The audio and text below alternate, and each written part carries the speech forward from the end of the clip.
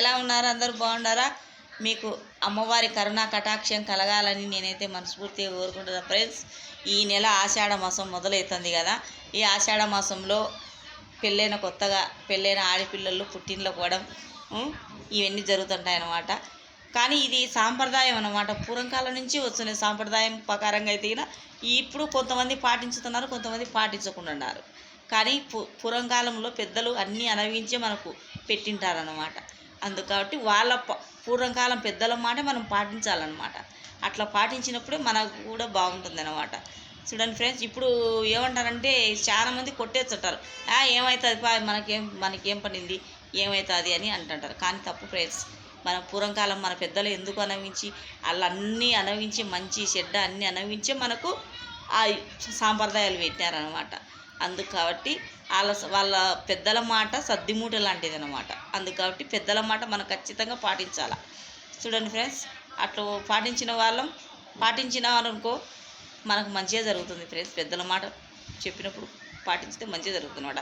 ఈ నెల ఆషాఢ మాసంలో అమ్మవారికి నంద్యాలలో అమ్మవారికి అయితే బాగా జరుగుతుంది ఫ్రెండ్స్. జగజ్జనని గుడిలో అమ్మవారికి నంద్యాలలో సూపర్గా జరుగుతుంది అనమాట. అమ్మవారికి రకరకాలుగా జరుగుతుంది. ఒక్కొక్క రోజు ఒక్కొక్క రకంగా పూజ జరుగుతుంది అనమాట. ఒక్కొక్క రోజు కూరగాయలతో కూడా తెచ్చారనమాట అమ్మవారిని. అక్కడ గాజులతో కూరగాయలతో అన్ని విధాలుగా అమ్మవారిని అక్కడ చేసి అలంకారాలు చేసి పెడతారనమాట అమ్మవారిని.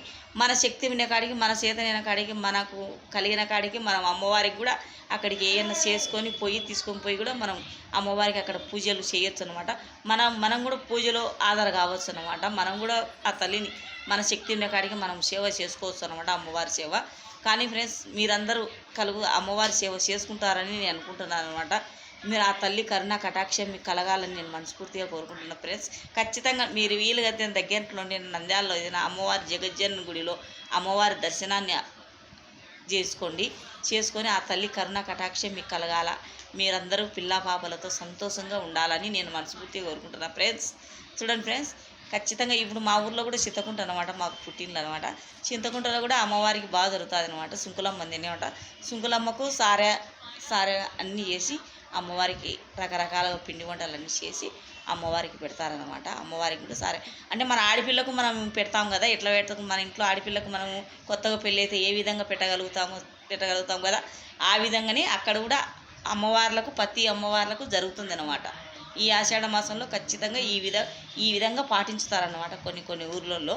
ఖచ్చితంగా మీరు కూడా అమ్మవారు కొలచగలుగుతుంటేనా, మీరు అమ్మవారు భక్తులైతేనా ఖచ్చితంగా అమ్మవారిని ఈ ఆషాఢ మాసంలో మీ శక్తి ఉన్న కాడికి, మీకు కలిగిన కాడికి అమ్మవారి దర్శనం చేసుకోండి. అమ్మకు శక్తి ఉన్న కాడికి సమర్పించుకోండి ఫ్రెండ్స్. Bye friends.